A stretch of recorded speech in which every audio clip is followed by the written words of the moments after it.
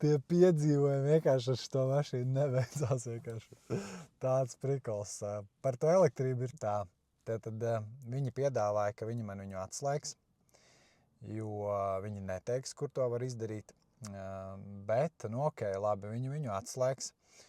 Tālāk man no Porsche centra sanāk, tā mašīna būs jādzen ar evakuatoru pie Andra, kurš uzliks pedāļus.